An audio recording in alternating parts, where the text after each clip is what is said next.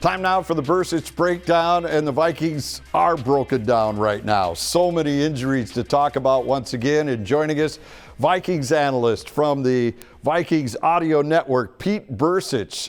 And Pete, where do you want to start with this football team? We have J.J. McCarthy on schedule to make his very first start since the ankle injury, or do we want to go back and revisit what happened in that Chargers game? Or is the Chargers game, in your mind, behind us, and we have to focus on getting this team ready for a division battle with the Lions?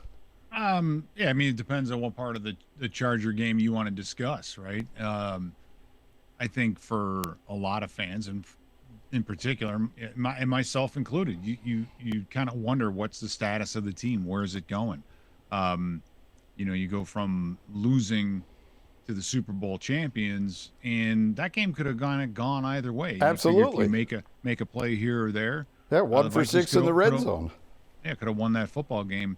And then you fast forward a few days in Thursday night, in that game, that game was at no point did you feel like the Vikings were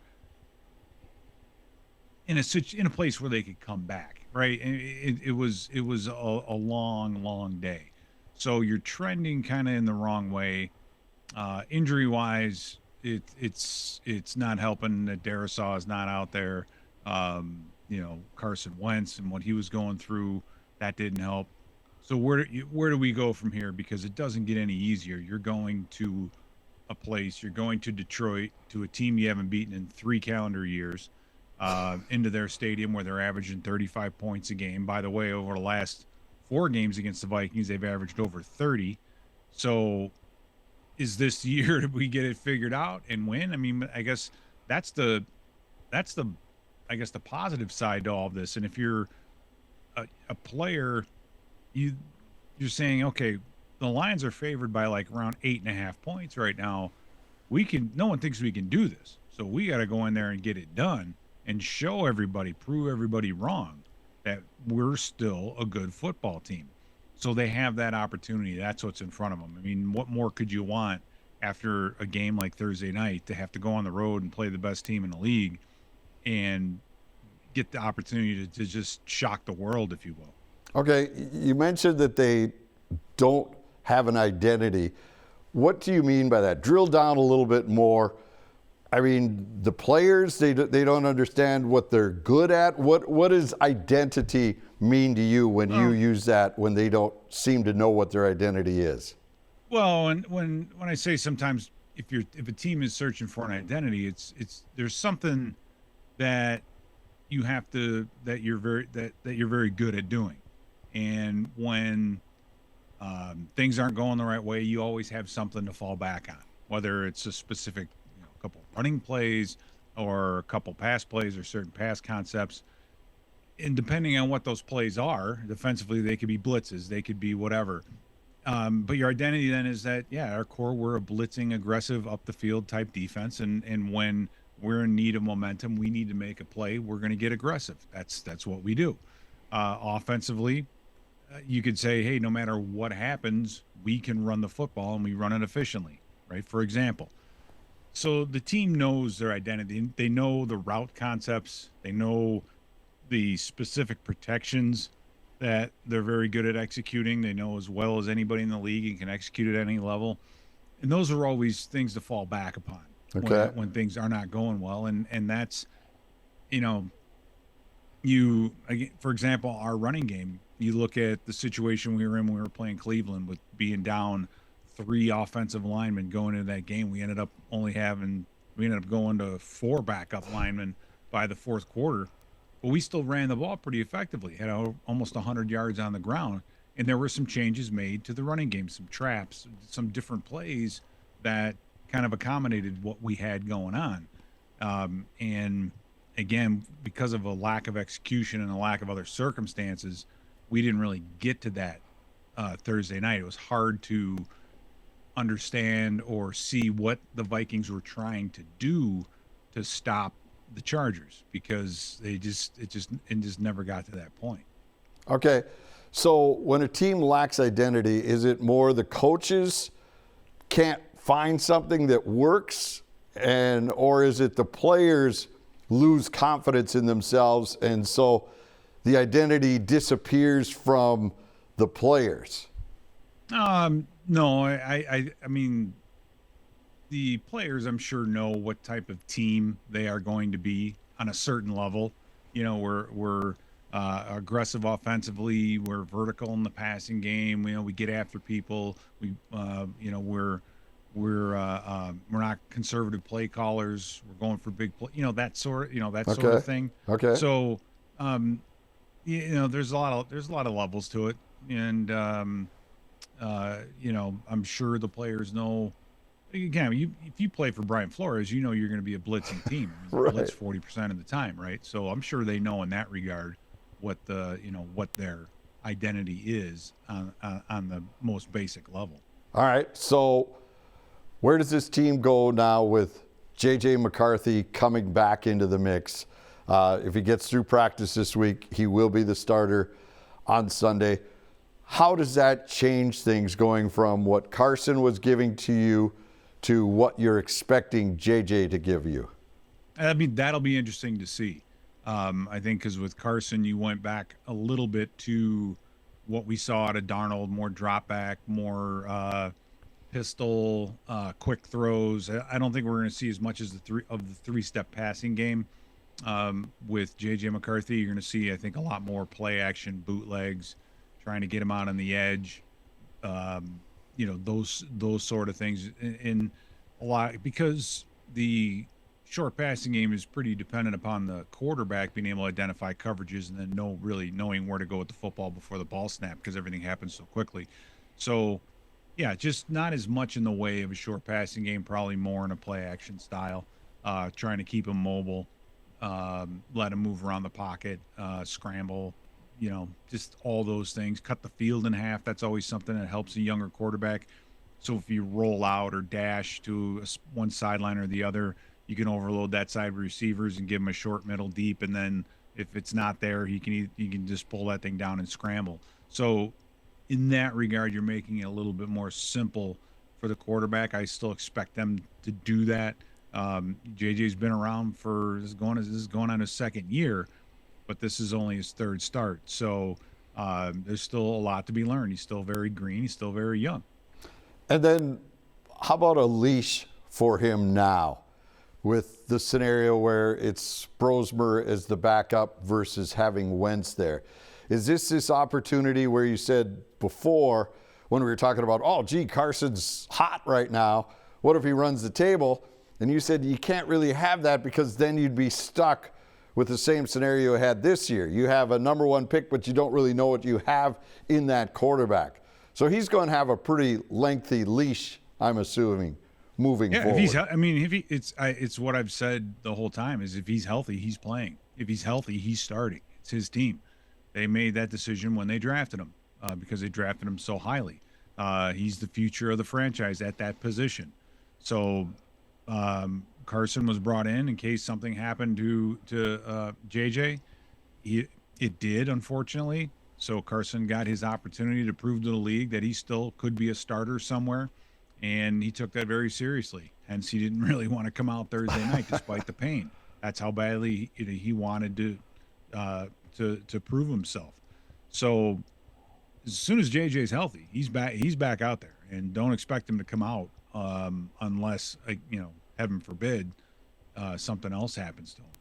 All right, I don't want to belabor the point, but you being an ex-player and seeing so many guys play through pain, just a little bit on this Carson situation. What's your read over it all? Because people that haven't played the sport are like, oh my goodness, you need a helicopter to pick them up and scoop them off the field and take them to HCMC.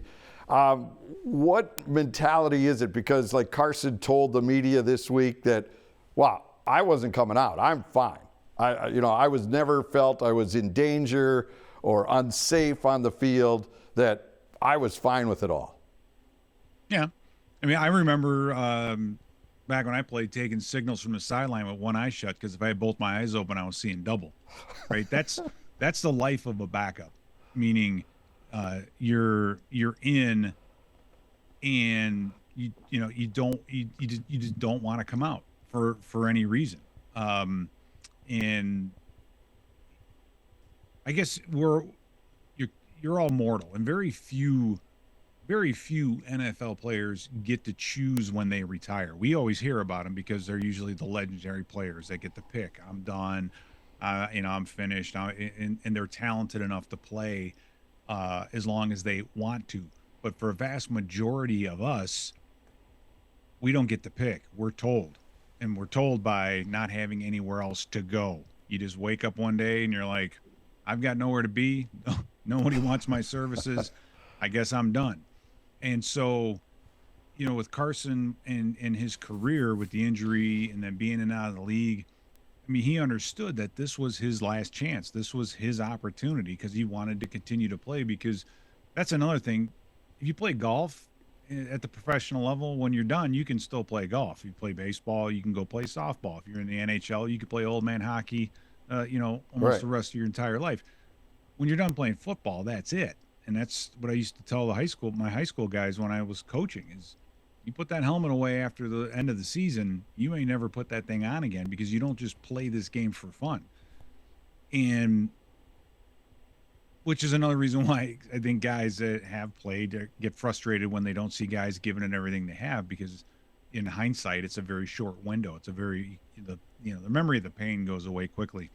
But I think Carson once understood that, and he was willing to and wanted to do whatever it took to stay out there, do as much as he can, again, to prove to the league and to the rest of the teams that he can still run an offense and that he deserves to be in the league because he still wants to play.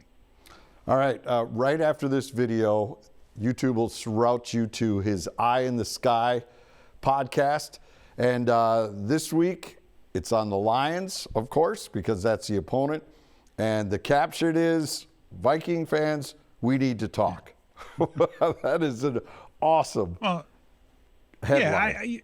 Well, thank you. But it's kind of a play on, where are we, right? What's going on with this team and what at this moment matters. And I wanted to talk about really 4 different areas that don't involve who's on the field, because if somebody's missing, it's easy to say, yeah, we'd be better if Darrisaw's in there than if he's not. Well, so what about other areas? And they kind of come down to a few things. I started doing some research, saw some numbers, and dug into it a little bit more, and I found some pretty interesting points. Mainly, to turn this thing around, this team has to start fast, and it hasn't been a strength of this team, because in 5 of the first 7 games, the opponent scored first. In 4 of the 7 games, the opponent scored on their opening drive. And then the last 2 weeks, on those 2 opening drives, total have been 26 plays, 158 yards, and 14 points given up. Okay. Conversely, on offense, we've scored 1 touchdown and 2 field goals on our first drives. So they're just not starting quickly. And so, as a point of emphasis, if I'm saying if I was the coach, that's part of what you'd want to emphasize and say, hey guys, we need to start faster. We can't just be behind. I watched a YouTube video that Gruden put out. It was a preview of the Chargers-Vikings game, and he said something very interesting. And this is going into the Chargers game. He said that the Vikings had only been playing with the lead 15% of the time after the first 6 weeks. I don't think we ever led in the Charger game at all, so that number is even higher. Right. And then he went on to talk about how when you're playing from behind, or if you're ahead, it changes your play calls as a play caller, as an offensive coordinator, or as a defensive coordinator. And, I'm thinking, okay, so how has that changed the Vikings? So I started looking at the defense. And you look at last year, the Minnesota Vikings defense last year faced more passing attempts than any other defense in the league at 637. 62% of the time, teams were throwing the football against the Vikings. That's how you got 24 interceptions. That's how you got 49 sacks. We were very good at putting pressure on the quarterback because teams were throwing the football. They only ran the ball 38% of the time. Well, this year, it's a different story. Our team's running. I mean, why are teams running the football against us? There's a combination. One, teams are in the lead. They have a multiple score lead, so they're just being conservative. But teams are running the ball 53% of the time against this defense now, right? We're still getting after the quarterback. We've only faced defensively 186 passes, which is second fewest in the NFL. But wow. we're 16th in total sacks, but on a sack rate, meaning adjusted for a number of attempts, we're still top 5. So when teams throw the football, we're still getting after it. We're just not intercepting the ball a lot because, again, we're just not seeing a ton of them. Fumble wise, what do we had? We have 5 fumbles so far. We only had 9 all of last year, so that's right in line. We've seen 213 rushing attempts, which is the 10th most. So that's what's happening. Teams are running the football, and you look at, again, you start thinking about it. Wow, okay, so last year at the end of the season, you're thinking, okay, we got to find a way to get pressure on a quarterback maybe without having to blitz so much because we face so much pass. Right. Well, then you bring in who? Javon Hargrave, Jonathan Allen. You bring in defensive linemen that can get after the quarterback, and then fast forward to this year, you're behind all the time. Teams are running the football. Well, it kind of changes things, right? It changes. It's not. You're not playing the games the way you were a year ago. They're different. The whole feel of it's different. And then offensively, let's see, I'm trying to look at the numbers here. We're 24th in passing attempts. We're 32nd in rushing attempts. So we just don't, and we're 17th in yards per carry. We get 4.3 yards per carry, but we just don't run the ball much because we're behind. We're just not on the field, right? So what else is there? Well, turnovers, okay? So we have 8 interceptions, right? We're like, we're 29th in the league in running plays. We only have 416 offensive plays, but yet we have 8 interceptions, and we have 12 total turnovers. So that is way too much for the little bit that we have. For lack of plays, we're still turning the football over. That's what's killing drives. That's what's killing you in the red zone. It's killing opening drives. It got us in Cleveland when we fumbled the football. Yep. And then finally penalties, where this team has played the 4th fewest amount of plays, but in the pre-snap penalties especially, we have the 8th most. We have 7 teams that have been penalized pre-snap more than us, but only one of them's played 7 games. The rest of them have all played 8. So our percentage is higher. Penalties, turnovers, starting fast, and getting a lead at those 4 things are what are things to emphasize. So how do you turn this ship around after a game like the LAC? Well, that's what you tell them. That's what you say to the players. That's what you say. We got to start fast. We're going to put together the best possible opening script that we can. We're going to practice it. We're going to execute it without penalties. Right, and we're going to try to get the lead on this game as quickly at some point or as quickly as we can. We want to stay in. That'll change all these other numbers, and it's an effect of a roadmap, so to speak, to changing what's going on. I like it. So check out his video. It's coming up right after this one. He will join us for Vikings Game Day Live Sunday morning on Fox 9. He'll have the call with Paul Allen on the Vikings Audio Network. And then, if we're good and Pierre doesn't mouth off, he will join us Sunday night at 10:35 on Fox 9 for Vikings Post-Game Tonight. But now, go to his YouTube channel, Eye in the Sky, Pete Bercich, and you will be rewarded. Peter, thank you so much for the time. Jim. We appreciate it.